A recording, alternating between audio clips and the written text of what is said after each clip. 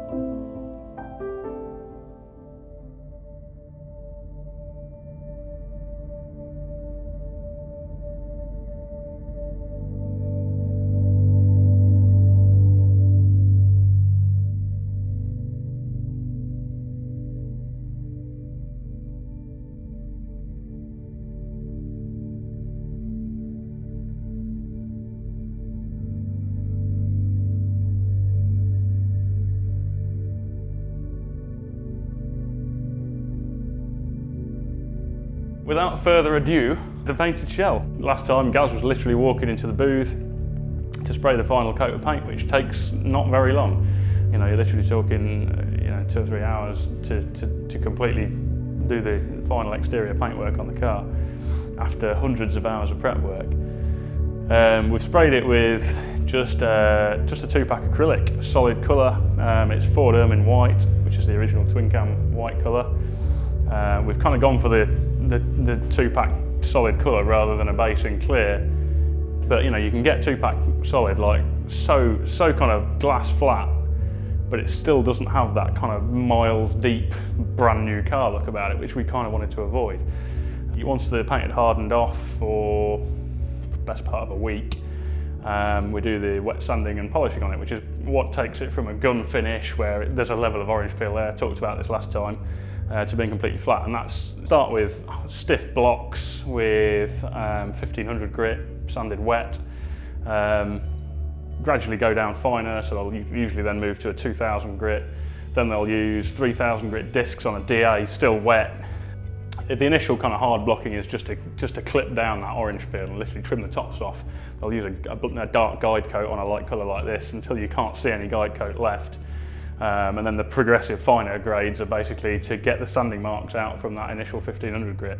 And once you've got down to 3000 in this case, then we can go in with the compound, which is just basically an abrasive paste on a what they call a mop on an electric machine. We've used a system from Ferekla called, it's actually a new one they've just recently brought out, called the G360 Superfast system, which they've actually brought out to speed up the initial cutting process so you can do it from 1500 grit. But in our case, we still wanted to take it to 3000 just to be absolutely sure the sanding marks weren't going to show at all. Initial cut with that Superfast Ferekla, and then we moved down to the finer grades of Ferekla, sort of finishing with like a real ultra fine finishing compound, and that's kind of the state you see it in here.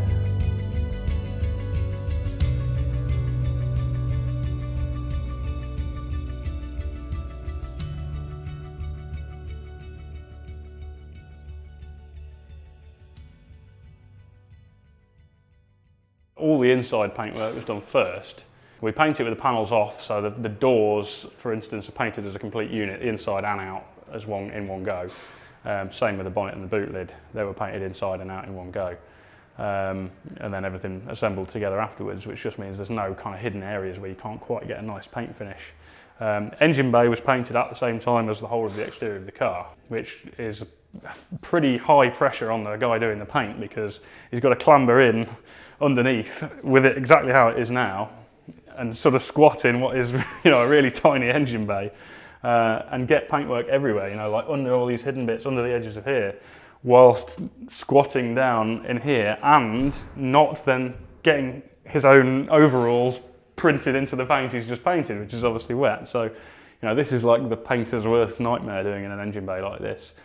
And a lot of people just lean over and spray in, but you just can't get the angle on some of the bits that you want to get up under here and up under here, and there's so many bits you can't get to and you can't see clearly unless you're right in there.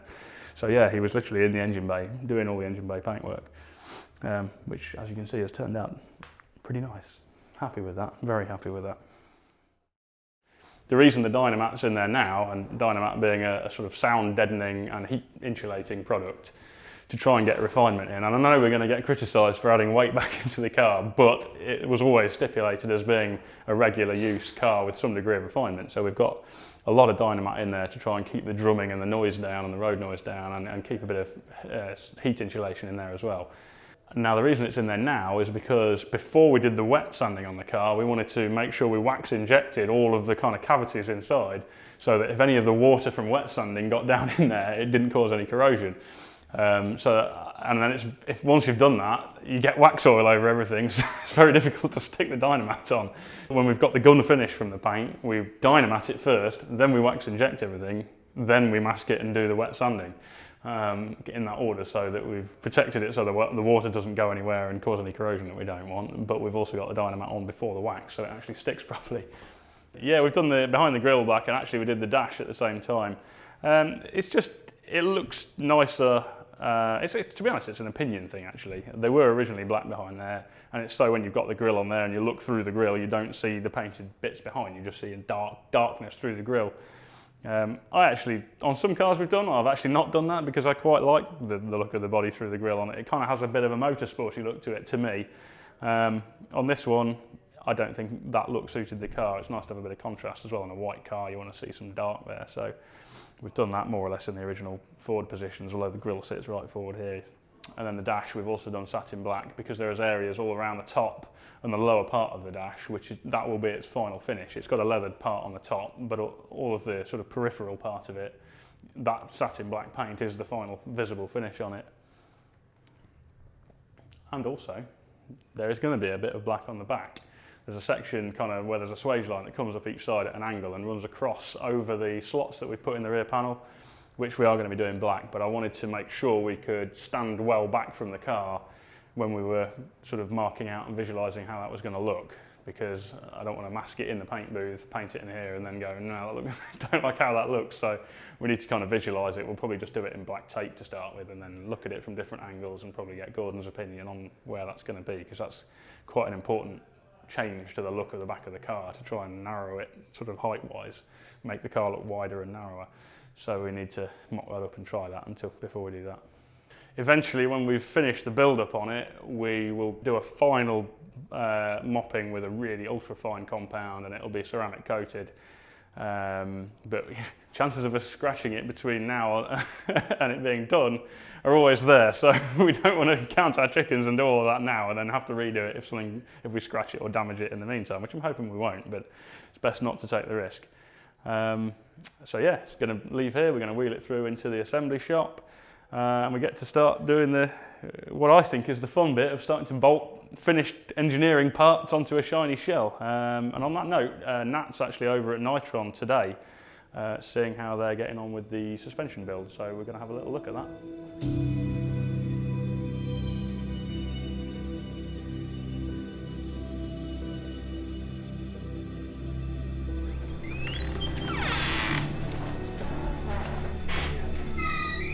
Hello, Mike. How you doing? Hi. Good to see you. Do you want to come Right, around? yeah. I can wait to think. Yeah. Let's show you what we're doing. Have a look around. Yeah, absolutely.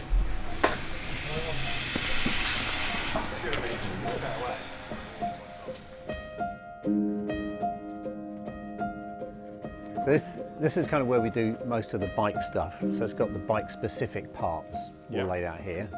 Sorry. Then we've got things to the motorbike forks, all the cartridge internal parts, and then there's a small machine shop in there, which is the in-shock room machine shop. So we have to keep that clean, but it does allow us to modify parts.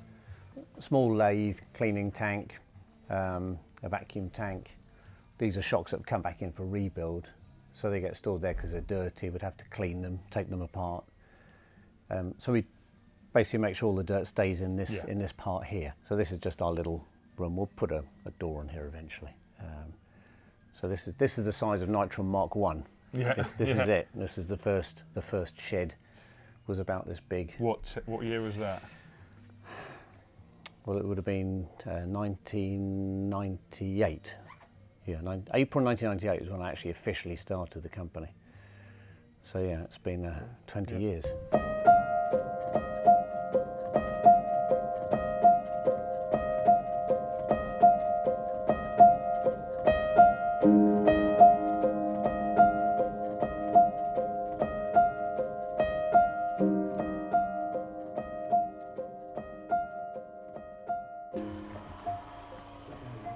So with one I'm going to say unique thing about what we make is that we test everything. Yep. So the design of our product means that once we've assembled it, before we put it out the door, we have to calibrate it.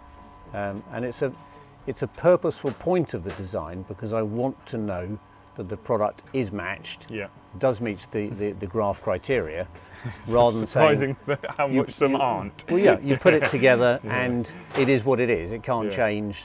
You can't adjust it. You can't tweak it. Therefore, you're stuck hoping that the performance is correct.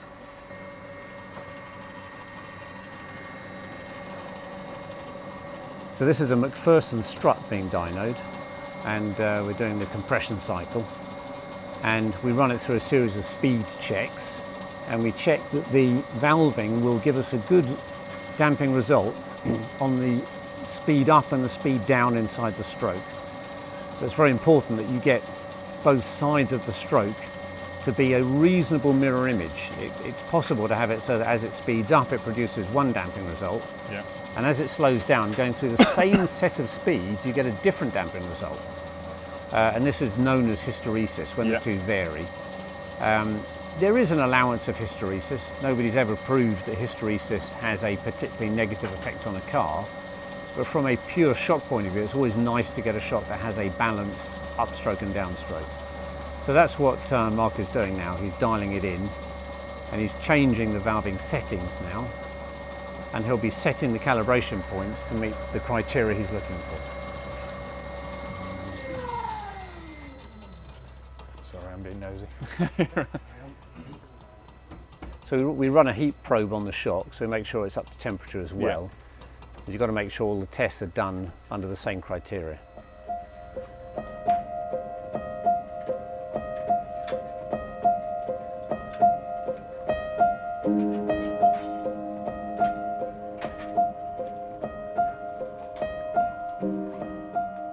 All these shocks, they all do the same thing.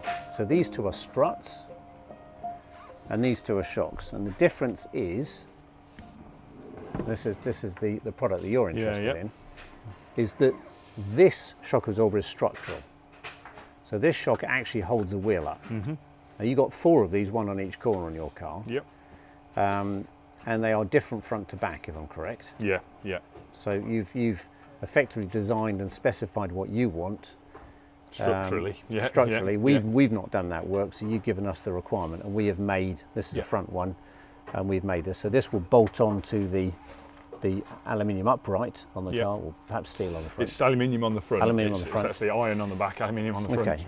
Okay. And this bracket here, which is steel, fabricated steel, bolts onto the upright part, and then you have the tube that is the shock absorber part, and it's got a really thick rod here. This is a very strong high carbon steel rod, and that resists the bending where the wheel stops it collapsing into the wheel arch.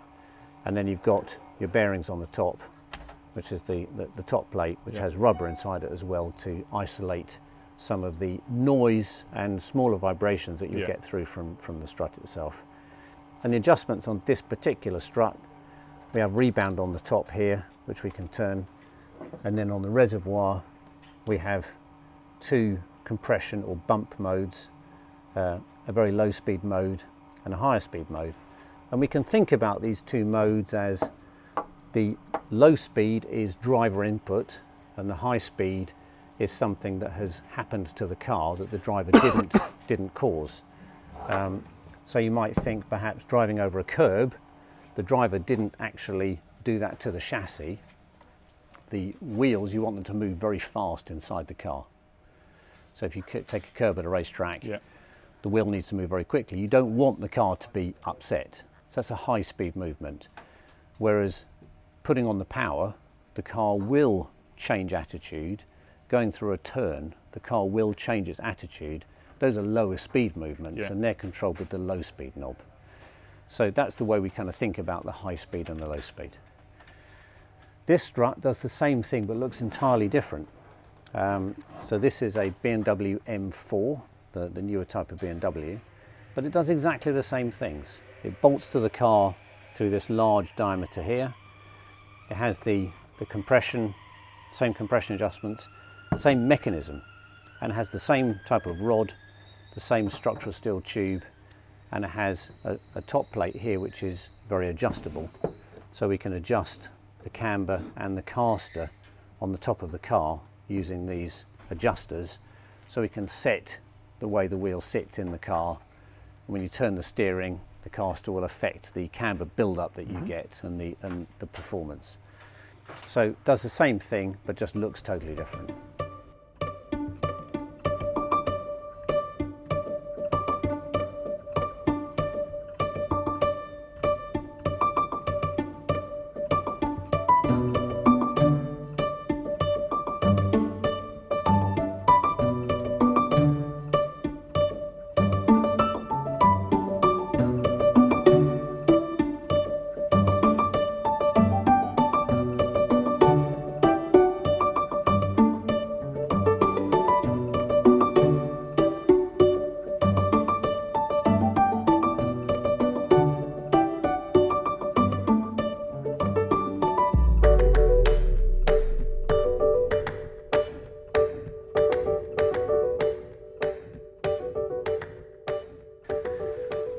Very old Ford items there.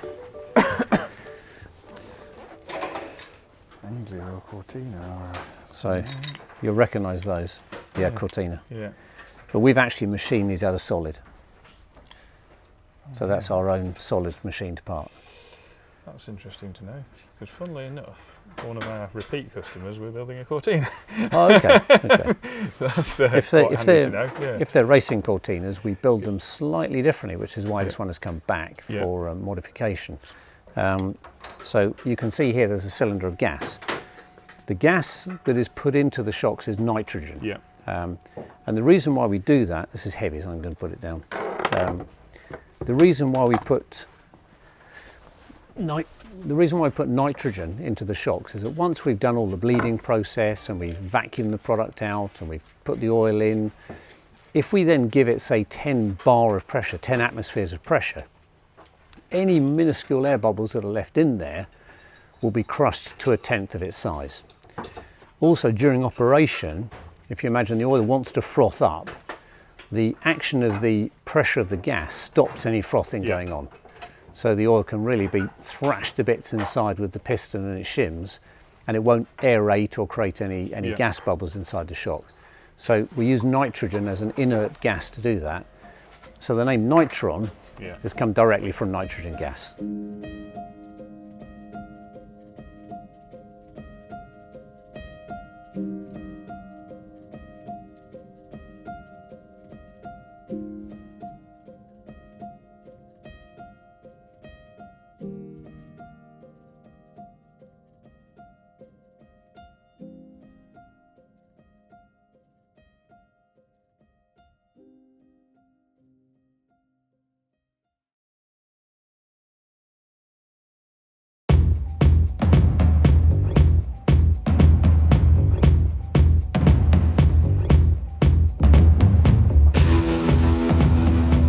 Right. Further work that we've been up to mechanically. I've done a few bits. One of them was rear brakes. We are constrained by a 13-inch wheel because we want to make the car look similar and look sort of correct to the period. The idea was that Gordon was keen to have it looking more or less like a Lotus Mk1 Escort. So we want to use a 13-inch steel wheel, and we need to use a handbrake caliper. We want discs on the back, we need a handbrake on the back. I really want to use one caliper to do the job. The best option we kind of concluded was this, which is the trusty old Ford Sierra unit that everybody uses and that you can buy new again, that's been remade because everybody uses them. It quickly became obvious, having done a couple of little sketches, that it wasn't going to fit inside a wheel with any sort of off-the-shelf disc that we initially looked into. So I started having a look at ways we could modify it to fit into the wheel. Cal had a look at it as well for sort of fresh pair of eyes, and we deduced that if we move the caliper in, we've got a chance if we used a smaller disc. So we got a smaller disc with a slightly shorter top hat, which moved the disc outboard a little bit, which gave us a better chance of the various bits of caliper clearing the various bits of upright at that diameter. To move the caliper in, we needed to machine various things. We're trying to keep the service parts standard, and the service parts will be wheel bearing, the brake caliper claw, the disc, the pads, and the CV joints. Cool. So you're excited to see the finished product then? Yes, yeah, we're getting it's now it's got paint on. It feels like another step forward. Now we've just got to do the not scratching the paint bit, I'm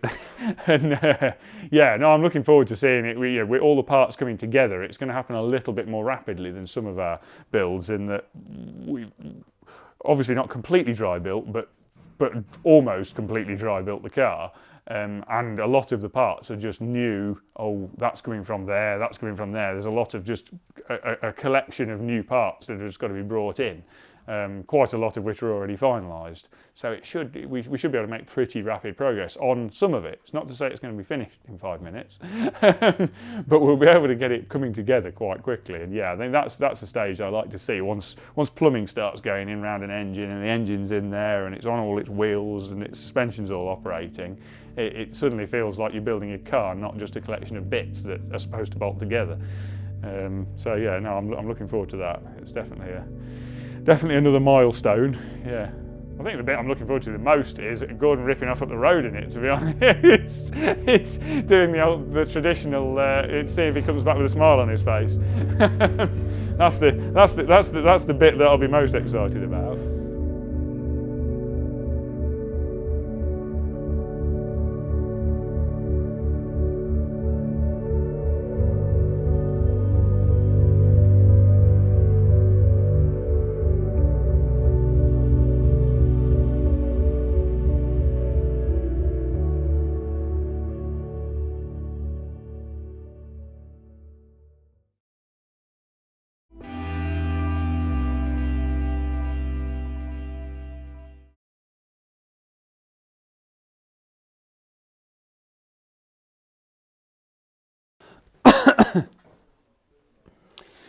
Welcome to Open All Hours.